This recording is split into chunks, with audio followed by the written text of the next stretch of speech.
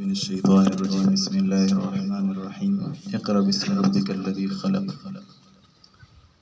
قال النبي صلى الله عليه وسلم خير الناس من ينفع الناس صدق الله العظيم وصدق رسوله النبي الكريم ونحن على ذلك لمن الشاهدين والشاكرين والحمد لله رب العالمين۔ انتہائی واجب الاحترام معزز علماء کرام، اہل علم حضرات، علاقے کی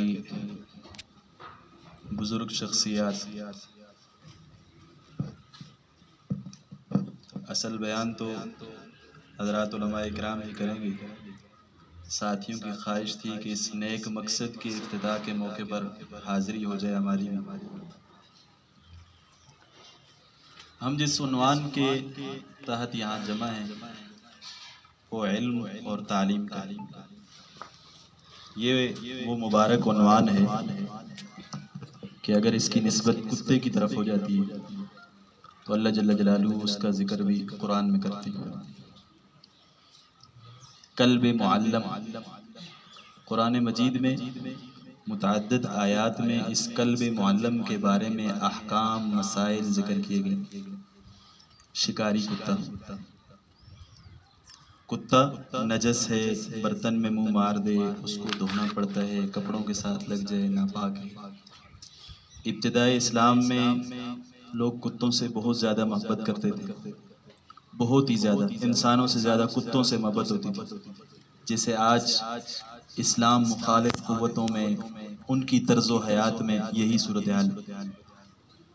تو ابتداً اللہ کے رسول صلی اللہ علیہ وسلم نے سارے کتوں کو قتل کرنے کا حکم دیا، جہاں کتا دیکھو مار دو، اور اس پر ثواب بھی بتلایا۔ صحابہ اکرام رضوان اللہ علیہم اجمعین کے دلوں سے ابتدائی اسلام میں وہ ساری چیزیں تدریجاً نکالی گئی۔ پھر جب دیکھا کہ کتوں کی نفرت ان کے دل میں آ گئی ہے، پھر کہا کہ ہر ایک کتے کو نہ مارو، جو کالا کتا ہو نا، کالا، خاص نشانیاں بتلائی، کہا اس کو مار دو، باقی کو نہ مارو۔ یہ حالت ہو گئی کہ مدینہ کے باہر سے، دیہاتوں سے کوئی عورت آتی، ساتھ کتا ہوتا تو صحابہ لبک پڑتے ثواب کی نیت سے مارنے کے لیے۔ دل سے اتنی وہ نفرت ان کی بٹھا دی اور وہ محبت ان کی ختم کر دی۔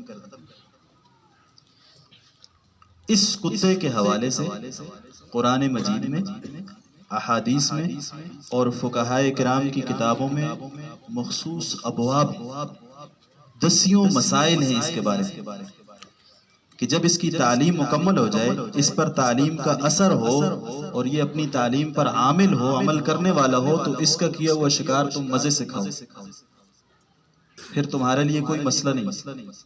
اور اگر اس پر تعلیم کا اثر نہ ہو، اس کا امتحان لو، شکار کے پیچھے دوڑے اور جا کر اگر شکار کو جیسے پکڑے لا کر مالک کو دے دے تو سمجھ جاؤ تعلیم کا اثر ہے اس پر۔ اگر خود کھا لے، تھوڑا بہت کھا لے، ادھر ادھر کر دے تو سمجھ جاؤ تعلیم کا اثر نہیں ہے، ابھی تک اس کو قلب معلم کا سرٹیفکیٹ نہیں دینا۔ تو علم ایسی چیز ہے۔ مختصراً عرض یہ ہے کہ ہمارے نظام تعلیم میں دو انتہا پسندانہ سوچ ہیں، ایک اس سرے پر گئی ہوئی ہے اور دوسری سوچ اس پر سرے پر گئی ہے۔ پہلی سوچ مذہبی طبقے کی ہماری، کہ جدید تعلیم، سائنسی علوم، ٹیکنالوجی، جتنی فنون کی تعلیم ہے، سرے سے اس سے ہمارا کوئی سروکار نہیں، ادھر گئے نہیں ہے کہ دین گیا ہاتھ سے، اس لیے بالکل الگ تھلگ ہو جاؤ۔ اس طرف سوچنا، اس کو دیکھنا، اس کو پڑھنا، اس کو پڑھانا حرام ہے۔ ایک یہ سوچ ہمارے معاشرے میں پائی جاتی ہے۔ دوسری سوچ کیا ہے؟ دوسری سوچ یہ ہے، مکمل جب تک منہ ٹیڑھا کر کے انگریزی نہ بول لیں، پینٹ شرٹ نہ پہن لیں، مکمل طور پر انگریز کی غلامی کا تصور وہ معاشرے میں نہ پیش کر سکیں اور دین سے جتنا دور ہو کے اپنے آپ کو ماڈرن نہ بنا لیں، تب تک ہم تعلیم یافتہ نہیں ہو سکتے۔ یہ بھی ایک انتہا پسندانہ سوچ ہے۔ یہ دو سوچیں ہیں، ایک اس انتہا پر بیٹھی ہوئی ہے اور دوسری اس انتہا پر، جس کی وجہ سے ہمارے مسلمان تعلیم کے حوالے سے سخت کشمکش کا شکار، کوئی فیصلہ نہیں کر سکتے۔ ادھر بھیجتے ہیں تو وہ ہاتھ پاؤں کٹا ہوا بیٹھا ہے، اس کو سننے والے، ماننے والے، پڑھنے والے چند ایک لوگ، ادھر بھیجتے ہیں باپ کا جنازہ پڑھنا نہیں آ رہا. یہ حقائق بتلا رہا ہوں. ایک اور تجزیہ ہمارے استاد محترم نے بتایا کہ اس وقت دنیا کے اندر 3 طرح کے مسلمان ہیں. 20% مسلمان مضبوط متدین، 100% دینداری چاہنے والے، دین پر عمل کرنے والے، اور ان کے مخالف 20% جن کو ہم لبرل کہہ سکتے ہیں، سیکولر کہہ سکتے ہیں، جو دین کا نام نہیں سننا چاہتے، صرف اپنا نام کاغذات میں مسلمان لکھوانا چاہتے ہیں، باقی دین کی ان سے کوئی بات نہیں کرتے. یہ بھی 20% ہے. 20% خالص متدین، خالص دیندار، 20% خالص لبرل، درمیان میں آپ کے بچ کے 60%. اب یہ 60% جس طرف کی محنت ہوگی اس طرف مائل ہوگی. اگر یہ دیندار طبقہ محنت کرے گا، یہ 60% ان کے ہیں، معاشرے میں دینداروں کی کثرت ہو، دین کے عروج ہوگا. اگر وہ 20% جیسے لگے ہوئے ہیں وہ محنت کریں گے 60% پر، یہ ان کو لے کے ادھر چلے جائیں گے. آج ان 60% پر جو محنت اس طرف سے ہو رہی ہے، لبرل طبقے سے، سیکولر طبقے سے، مختلف NGOs کے نام پر، مختلف تعلیمی فتنوں کے نام پر، وہ کسی بھی پڑھے لکھے دین و دانش کوئی بھی سمجھ رکھنے والے آدمی سے مخفی نہیں. اس 60% طبقے کو لینے کے لیے جتنی محنت وہ بے دین طبقہ کر رہا ہے، دین والے دیندار طبقے سے اس کے مقابلے میں محنت صفر، جس کی وجہ سے روز بروز وہ فتنہ وہ بڑھتا جا رہا ہے، ان کی طاقت، ان کی کثرت مضبوط ہوتی جا رہی ہے. ہندوستان میں جب انگریز کا تسلط ہوا، اس سے پہلے آپ تعلیم کی تاریخ دیکھیں، جامعۃ القزوین، قرطبہ، اس سے پہلے اندلس کی جتنی بڑی بڑی یونیورسٹیاں، درسگاہیں تھی، وہاں کوئی تفریق نہیں تھی کہ یہ مسٹر بن رہا ہے، یہ ملا بن رہا ہے، ایسی کوئی تفریق نہیں تھی. ایک ہی چھتری تلے سب تعلیم حاصل کرتے تھے. بنیادی فرائض کی تعلیم، اسلامی روایات، مشرقی اقدار، وہ سب کے ظاہر اور باطن سے آیاں تھے. آگے جا کے اپنے مستقبل میں وہ کوئی ایک میدان انتخاب کرتے تھے، یہ ڈاکٹر بن رہا ہے، وہ انجینئر بن رہا ہے، وہ معلم بن رہا ہے. یہ بعد میں ہوتا تھا. انگریز آیا، انگریز نے آتے ہی جب دیکھا کہ اس طوطی بول رہا ہے ملا کا، جس سے بات کرو وہ دلیل میں جواب میں بات ملا کی کرتا، اس نے ایک بڑی پلاننگ کہ کیسے میں اس ملا کو ان لوگوں کے ذہنوں سے، دل و دماغ سے نکال دیں. اس نے پھر اپنا نظام تعلیم پیش کیا. اس کے تحت پڑھا ہوا ایجوکیٹڈ وہی ہوتا تھا جس کو ABC منہ ٹیڑھا کر کے آتی بس، اور ملا کا درجہ بالکل پیچھے کر دیا. بدقسمتی سے پاکستان آزاد ہوا. قطعاً اس نظام تعلیم کی ہمیں ضرورت نہیں تھی. شیخ الاسلام مفتی تقی عثمانی صاحب کئی مرتبہ اپنی مجالس میں، اپنے بیانات میں فرماتے ہیں، پاکستان بننے کے بعد ہمیں یہ 2 رو پر چلنے والی، 2 مخالف سمتوں پر چلنے والی تعلیم کی ذرا بھی ضرورت نہیں. یہ اس قوم کے ساتھ، ان نوجوانوں کے ساتھ انتہائی زیادتی ہے.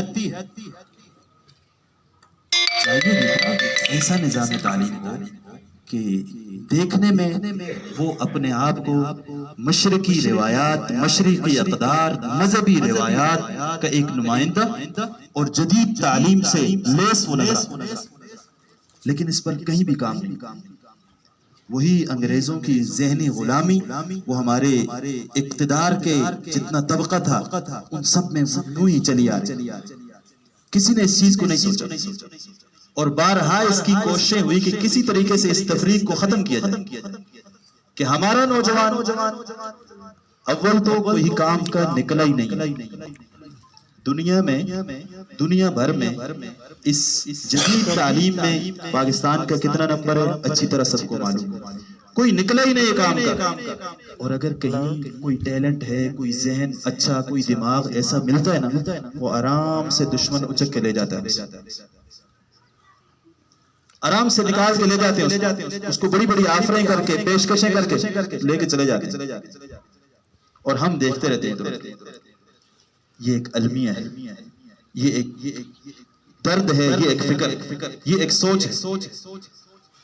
سکولوں کی کثرت ہے، ہمارے اس علاقے میں بھی بہت سارے سکول ہیں، کیا ضرورت تھی شاد محمد بھائی کو یہاں، لیکن خیر الناس من ينفع الناس، ہمارے یہاں جامعہ بیت السلام کے نام سے ایک ادارہ کام کر رہا ہے، الحمدللہ 10 سال ہوئے ہیں، اور جن حضرات نے وہاں دیکھا ہے باقیوں کو میں دعوت دوں گا کہ ضرور ایک مرتبہ آپ تشریف لائیں۔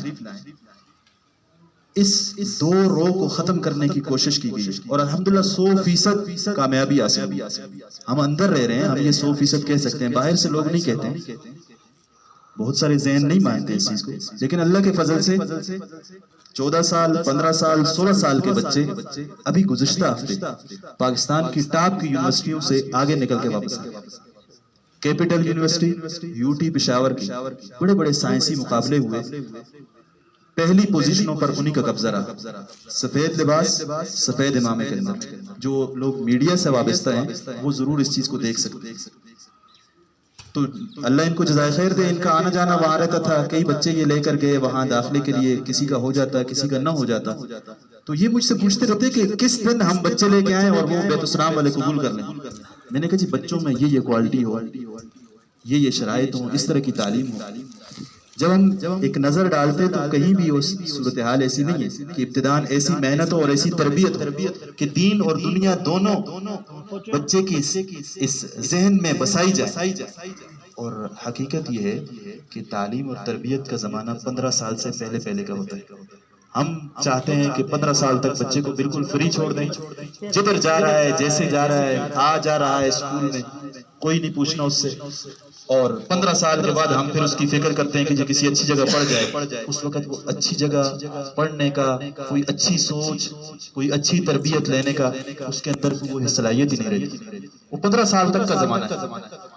اس لیے ایسا ماحول دینا یہ اولاد کے فرائض میں سے، والدین پر بھی اولاد کے فرائض ہیں، جیسے اولاد کے ذمہ کچھ چیزیں ہیں والدین کی، اسی طرح والد کے ذمہ بحیثیت والد ہونے کے اس کے ذمہ یہی ہے کہ اس کی تعلیم کے لیے ایک جاندار فیصلہ، کہ جہاں وہ دنیا بھی اپنی جدید اس تعلیم کو بھی مکمل کرے لیکن اپنے ہاتھ سے اپنے دین کو نہ جانے دے، مذہبی اقدار مشرقی روایات کو اپنے دامن سے جھاڑ نہ دے، یہ بھی والدین کے فرائض میں سے۔ تو الحمدللہ اسی سے سوچ کے تحت، اسی فکر کے تحت اس ادارے کا آغاز ہوا جا رہا ہے، اور اللہ کی ذات سے امید ہے کہ آپ حضرات کا تعاون رہا، دعائیں رہی۔